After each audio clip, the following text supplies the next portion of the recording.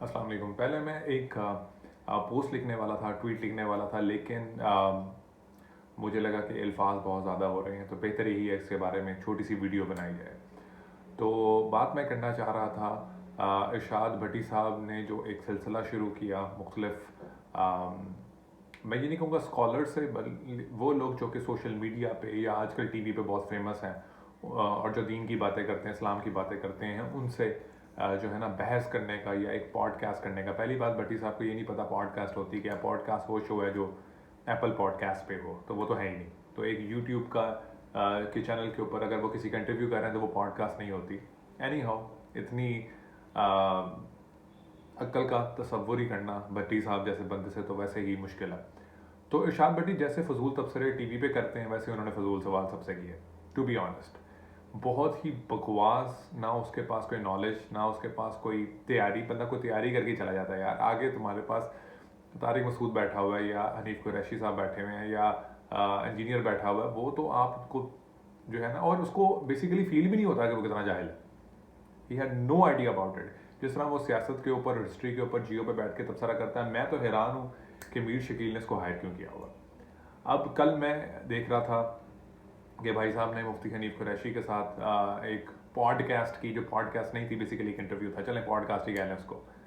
अब उसके अंदर मुफ्ती हनीफ कुरैशी से जो उसने क्वेश्चंस किए, उसका कोई काउंटर क्वेश्चन ही नहीं। वो अपने इंटरव्यू में ये पूछ रहा है। पहली बात तो मैं मुफ्ती हनीफ कुरैशी को एक क्रेडिट दूंगा कि उन्होंने मुफ्ती तारिक मसूद से बहुत बेहतर दिफा किया, सूफीज़म का भी और हनफी स्कूल ऑफ थॉट का भी। लेकिन जो पूछने वाले सवाल थे या काउंटर क्वेश्चन थे, वो थे नहीं। मुझे तो लगता है कि सिर्फ इरशाद भट्टी दो चार इधर उधर क्लिप देखता है, जिस तरह वो सियासत पे भी मेरे से सिर्फ शहबाज गिल को देख के आ जाता है, और उसी तरह उसने बस इंजीनियर साहब के कोई एक दो बयान इधर उधर के देख के बस वो आ गया।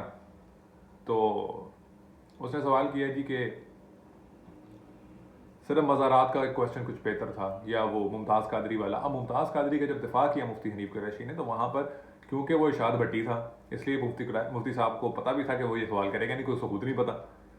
तो जो सवाल बनता था इरशाद भट्टी का वो ये था कि भाईजान, हनफी जुरिस्प्रूडेंस में, हनफी लॉ में, फ़िक़्ह हनफी में ब्लास्फेमी की सज़ा क्या है। अगर आप मुफ्ती फ़िक़्ह हनफी के हैं और आप उसका दिफा करने के लिए जेलम पहुंच गए थे, तो फिर आप ये बताएं कि अब आप इस मामले में हनफी लॉ क्या कहता है और आप उसको क्यों नहीं मानते। तो आप क्यों मुमताज़ कादरी के एक्ट का दिफा करेंगे। तो इस तरह का क्वेश्चन होना चाहिए, लेकिन नहीं। फिर वहदतुल वजूद का भी उन्होंने कोई सवाल नहीं किया। वहदतुल वजूद का कॉन्सेप्ट पहले भट्टी साहब को खुद ही नहीं पता होगा। वहदतुल वजूद क्या है, वहदतुल शहूद क्या है, ठीक है, सूफीज़म और सलफ़िज़म का मसला क्या है, तो वो तो उनको पता ही नहीं। जब हनीफ कुरैशी साहब ने दिफा किया कि बायज़ीद बस्तामी के अंदर से तो अल्लाह बोल रहा होगा, तो ये वहदतुल वजूद का कॉन्सेप्ट है, ठीक है। तो वो उस तरफ आए नहीं, ना उन्होंने क्वेश्चन किया, ना उनको पता होगा। इतना जहालत है भट्टी साहब की माशाल्लाह कि जब उन्होंने कहा कि मेरे सबसे बड़े मुफ्ती ने, जो मुफ्ती मुनीब से भी बड़े मुफ्ती हैं, उन्होंने हमें बताया। आगे से भट्टी साहब कहते हैं मुफ्ती तकी उस्मानी ने, और बंदा पूछे, अगर भट्टी को ये भी नहीं पता कि मुफ्ती तकी उस्मानी बरेलवी नहीं है, देवबंदी हैं, तो ये कौन से बरेलवी देवबंदी और मसलकी और फ़िरका वारियत के मसाइल हल करने निकला हुआ है, सिर्फ अपने व्यूवरशिप के लिए कि यार इतनी बड़ी पॉडकास्ट आएगी तो व्यूवर्स मिलेंगे और व्यूज़ मिलेंगे, कि मैं तो मुफ्ती हनीफ कुरैशी के पास भी पहुंच गया, मैंने सारा इंजीनियर सामने रख दिया, मैं तारिक मसूद के पास भी पहुंच गया। सिर्फ रंगबाजी और कुछ भी नहीं। उसको ये भी नहीं पता कि तारिक, वो जो मुफ्ती तकी उस्मानी, वो तो देवबंदियों के मुफ्ती आज़म है, बरेलवियों के नहीं है। और वो मुफ्ती और सबसे बड़ी बात, वो कहता है राफिजी वर्ड तो मैंने पहली दफ़ा सुना। जिसको बंदे को ये नहीं पता कि नासबियत या राफिदियत क्या है, वो दीनी मसाइल और फ़िरका वारियत के ऊपर लोगों से सवाल कर रहा। चेक करें। और last but not the least, उस बंदे को बुखारी और मुस्लिम के अलावा तीसरी कोई हदीस की किताब का नाम ही नहीं आता, वो भी क्वेश्चंस पे क्वेश्चंस कर रहा है, ठीक है। 3-3 घंटे की पॉडकास्ट कर रहा है, ठीक है। उसको कोई तीसरी किताब का नाम ही नहीं आता। और जो मस्जिद के मिंबर को मेंबर मेंबर बोली जा रहा है, यानी उसको उर्दू भी पढ़नी नहीं आती, इसको भी नहीं आता मिंबर होता भाई, नीचे ज़ेर है।